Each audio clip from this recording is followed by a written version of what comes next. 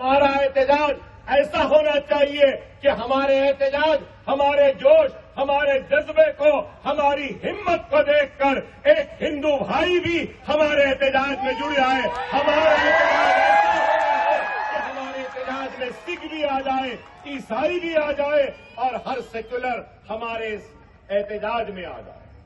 یہ ایک حکمت کے ساتھ ہم کو آگے بڑھنا ہوگا. یہ قانون بہت ہی کالا قانون ہے میں کہوں گا، اور بہت ہی خطرناک قانون ہے. اگر آج ہم اس قانون کے خلاف اٹھ کر کھڑے نہیں رہیں گے تو ہمارے مساجدیں خطرے میں ہیں، درگاہیں خطرے میں ہیں، عاشور خانے خطرے میں ہیں، ہماری عبادت گاہیں خطرے میں ہیں. اور اس قانون کے بعد آئندہ نشانہ اگر کوئی ہوگا تو وہ صرف اور صرف شریعت محمدی ہوگا، اور ایکسا سول کوڈ کو نافذ کرنے کے لیے وہ اور ہمت کے ساتھ، ایک عزم کے ساتھ آگے بڑھیں گے. ہم کو ان کی ہمتوں کو توڑنا ہے تو ہماری صفوں میں اتحاد کو پیدا کرنا ہوگا. بہت چیزیں ہیں اس قانون میں. مختلف قائدین، علماء کرام و مشائخین اعظام نے بیان کیا ہوگا، آپ کے سامنے رکھی ہوں گی باتیں.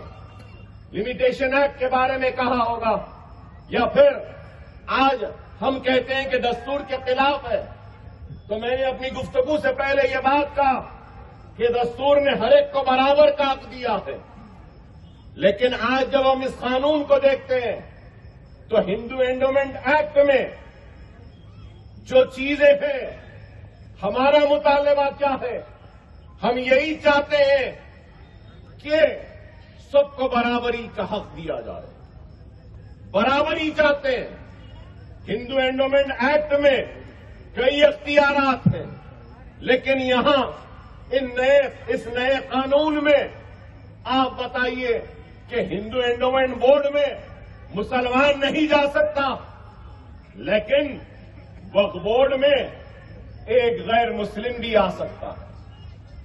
اور پھر کیا بات ہے کہ نہیں، اس کو اچھے سے چلانے کے لیے اور سہارا لیتے ہیں تو سیکولرزم کا وقف بورڈ ہی ملا تھا نریندر مودی صاحب کو اپنے سیکولرزم کو دکھانے کے لیے. اگر سیکولرزم دکھانا تھا تو وہ حجاب کرنے والی بچی کو پڑھنے دیا ہوتا. سیکولرزم دکھانا تھا تو بیف کے نام پر مارنے پیٹنے والوں کو سزا دینا تھا. سیکولرزم دکھانا تھا تو پھر وہ گجرات میں عصمت ریزی کرنے والوں کو رہائی نہیں دینا تھا. سیکولرزم دکھانا تھا تو احسان جعفری کی بیوہ جو اس دنیا میں نہیں رہی ان کو انصاف دلانا تھا. سیکولرزم دکھانا تھا تو قاتلوں کو برابر کی سزا دینی تھی، لیکن ایسا نہیں. سیکولرزم صرف قانون میں. یہ کون سی بات ہوئی؟ اب ایسا حال ہو گیا ہے، اگر میں موٹی بات میں سمجھانا چاہوں تو ایسا ہو گیا ہے کہ میرے باپ نے، میرے دادا نے، میرے پردادا نے، میرے سگڑ دادا نے میری اولاد کے لیے، آنے والی اولاد کے لیے کچھ زمین جائیداد گھر دے کر گئے. اب وہ میرا اختیار ہے کہ میں جیسے چاہے چلا لوں. میرے باپ کی جاگیر ہے، میرے دادا کی جاگیر ہے، میرے سگڑ دادا کی جاگیر ہے. مگر یہ کیا کہہ رہے ہیں؟ نہیں، اس کو ایسا نہیں چلانا، اس کو ویسا چلانا. ارے بابا، دینے والے کون ہیں؟ دینے والا میرا باپ ہے، میرا دادا ہے، میرا سگڑ دادا ہے.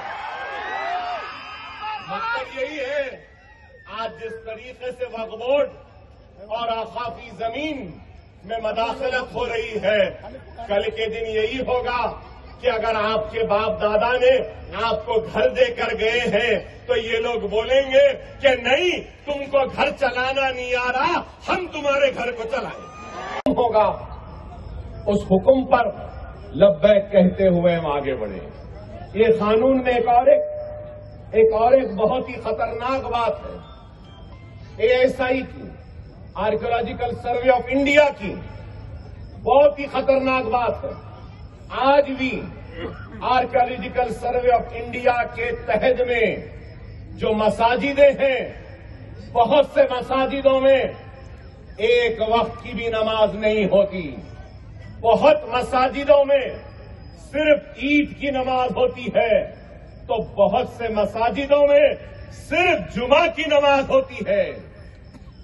ارے آپ بتائیے، کاغذات تو ہے، کاغذات ہے، لیکن بہت ساری ایسی ہیں جہاں پہ کاغذات نہیں ہیں.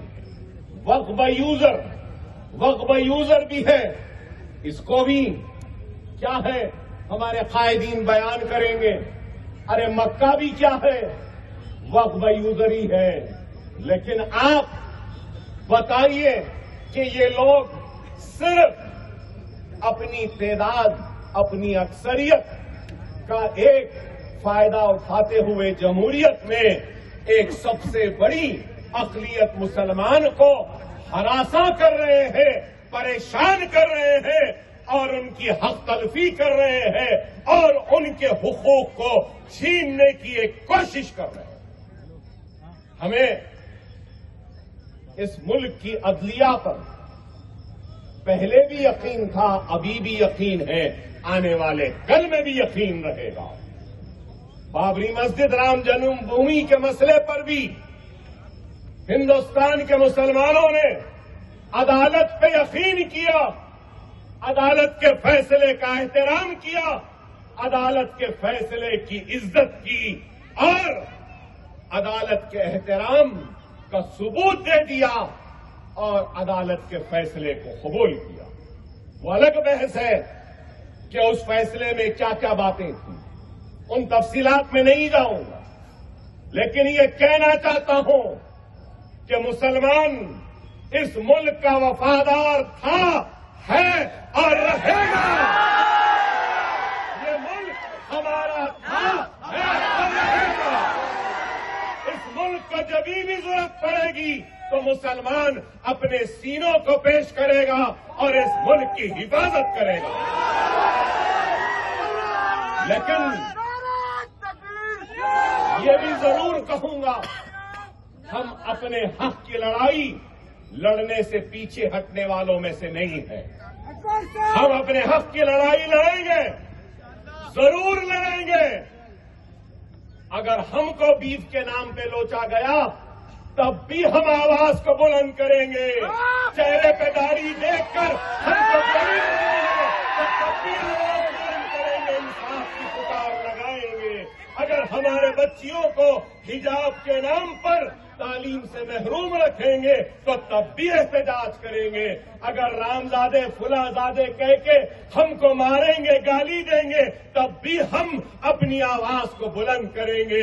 وقف قانون کے خلاف آج بھی آواز بلند کر رہے ہیں، لیکن ہماری آواز، ہمارا احتجاج دستور کے دائرے میں رہے گا، قانون کے دائرے میں رہے گا، اور قانون کے دائرے میں رہتے ہوئے ہم اپنا احتجاج کریں گے اور اپنے مقصد کو حاصل کریں گے. ہو گیا ہے، یہی ہے. ارے آپ غور کریے، خدا را بہت سی باتیں، بہت سی چیزیں ہیں کہنے کی، سننے کی، رکھنے کی، لیکن وقت مجھے اس بات کی اجازت نہیں دے رہا ہے. میں آپ سے یہی کہوں گا کہ وقت اور حالات کی نزاکت کو سمجھو. خدا را انتشار اور منتشر مت رہو. خدا را منظم ہو جاؤ، متحد ہو جاؤ.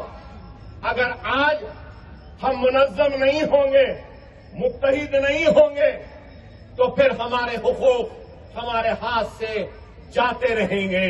میں یہ بھی بات کہوں گا کہ آنے والے کل میں اگر ایکسٹرا سول کوڈ کو نافذ کرنے کا ان کا ایک ارادہ ہے اور اس کے طرف یہ بڑھ رہے ہیں، تو اس بات پہ بھی تعجب نہیں ہوگا کہ اقلیتوں کو جو دستور میں دفعے 2930 کے تحت اقلیتوں کو جو اختیارات دیے گئے ہیں، آنے والے کل میں وہ ایک قانون کے ذریعے ان اختیارات کو بھی ختم کریں گے، چھین لیں گے اور اقلیتی اداروں کو بھی خطرے میں ڈال دیں گے، تعلیمی اداروں کو۔